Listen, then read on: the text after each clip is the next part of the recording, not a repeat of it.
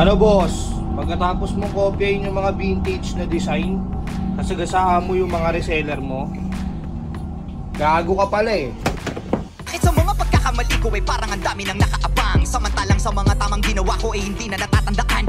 Tio Balbuena may paliwanag na sa kumakalat na issue about sa Tambay Cup. Meron isang reseller na kumakalat ngayon na binabato yung Tambay Cup, at paliwanag nga nito ay hindi na sila kumikita sa Tambay Cup dahil sa pag-post ni Tio sa TikTok ng Tambay Cup, at ika nga nito nagbabagsak presyo na sila ngayon. Minura niya pa yung tambay minura niya pa yung Tambay Cup, tapos binabato-bato niya yung cup. So pero okay lang sa amin yun, kasi alam naman namin na ang layunin lang talaga niya umangkas sa hype. Mga tambay, meron tayong importante pag-uusapan ngayon. Pag-uusapan natin yung namimeke ng Tambay Cup, pag-uusapan din natin ngayon kung nasasagasaan ba yung mga resellers dahil dun sa Toktik affiliates natin, okay? Kasi bakit daw tayo naglagay sa TikTok? Okay, unahin na natin ngayon yung namimeke ng Tambay Cup. Meron lumabas na Tambay Cup na peke, which is alam naman na natin yon, may mga nagbebenta sa kung saan saang marketplace na nagbebenta ng mga 289, 150, na syempre, pangit yung quality nun, pero hindi ako nagagalit sa kanila kasi hustle nila yun, diskarte nila yun, pero magagalit lang ako at magkakaroon ako ng sumaan loob dun sa mga, syempre, o-order sila ng Tambay Cup, tapos babayaran nila ng 1,000, pinaghirapan nila yung pera na yun, tapos yung darating na Tambay Cup sa kanila, yung tag 50 pesos lang, yung nakaprint lang talaga. So ang ina-expect nila, ganito yung darating. Kaya nga nilulupitan namin yung packaging palagi. Katulad niyan, yung Tambay Cup D20. Ito, yung blue.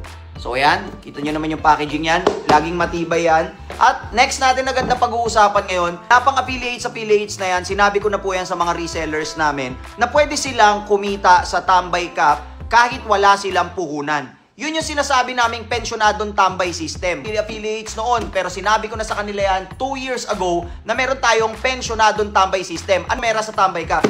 Lahat po yan, tiniis ko. Kahit sinasabi ko ka, estapador ka, ganyan-ganyan. Inuuto mo yung mga tao. Paano nangyaring manguuto? Ang layunin ng Tambay Cup, kaya ako to sinimulan at kaya ako parang ako lang yung nagmamaneho. Point ko, noon pa po kaming nakakatulong sa mga resellers namin. Picture, in that way, pwede nang maningil yung mga resellers namin na mapagkakatiwalaan, maniningil na sila ng pera dun sa mga bumibili sa kanila ng Tambay Cups. So, paano nyo masasabi sa amin na matatambakan kayo ng cups? Meron nga tayong pre-order system. Guys, mag-4 na taon na tayo at magli-5 taon na yung Tambay serye. Tapos, yung Tambay na brand natin, mag-4 na taon na this September. Alam nyo yan. So, meron tayong pre-order system. Paano kayo matatambakan? Ito pa, meron kasing nag-viral na video netong reseller na nagtataka naman ako, hindi naman pala yata siya reseller kasi tinanong ko sa mga distributors namin. Mabilis kasi namin agad nalalaman yan dahil sa distributors. Mabilis namin nalalaman kung sino yung reseller na yun at kung kanino siya kumukuha ang distributor. So, ibig sabihin, hindi po siya legit na reseller at ang layunin lang niya ay sumakay at umangkas sa hype ng tambay para makabenta siya ng mga paninda niya. So dun pa lang alam mo na agad. Walang legit checking, reseller ka ba talaga ng Tambay Cup o bumibili ka lang ng Tambay Cup tapos aasar-asarin niya, tapos kung ano-anong gagawin niya, minura niya pa yung tambay minura niya pa yung Tambay Cup, tapos binabato-bato niya yung cup. So pero okay lang sa amin yun, kasi alam naman namin na ang layunin lang talaga niya umangkas sa hype. Okay, pag-usapan naman natin tong Toktik affiliate. Mga tambay at mga reseller, wala ho kayong dapat na ikasama ng loob dyan. Bakit po? Kasi bakit po sasamahin loob nyo? Huwag naman tayong greedy. Kailangan din kumita ng mga taong walang pampuhunan. Yun nga yung sinasabi ko sa inyo, yung pensyonadong tambay system na sinabi ko, pwede nyong gawin yun sa inyong mga gustong tulungan. Pero hindi po masyadong naging effective yun at meron ng mas epektibong paraan, which is yung affiliates, na kahit nasa bahay lang sila, pwede silang pumera. Bam, Tambay Cup Store, yun po yung mga ilang natirang Tambay Cups, pero hindi po yun ganun kadami, konti lang. Pero para may chance din na kumita, yung nandun sa mga TikTok kahit wala silang punan, tipong nagsasayaw-sayaw lang sila ng ganyan, pwede na silang pumera sa Tambay Cup, di ba? Tapos doon naman sa mga resellers, hindi nyo po pwede sabihin sa akin na tatambakan kayo ng Tambay Cups. Noon pa natin ginagawa yan na meron po tayong pre-order system. Pinopost ko muna yung picture, ina-announce ko kung kailan tayo magre-release. In that way, pwede kayong makasingel doon sa mga bumibili sa inyo. So katulad nitong Tambay Cup na to, ang release day nito sa Sabado na.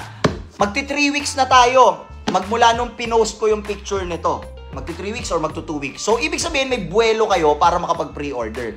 Huwag kayong mag-alala. Etong version na to, hindi po ito lalabas dun sa Toktik, okay? Exclusive lang to sa mga resellers namin dahil lagi naman kami limited lang. Pangalawa, para hindi naman kayo maistapa, lagi nyo tatandaan dapat pag umorder kayo ng Tambay Cup, may ganito kaangas na box.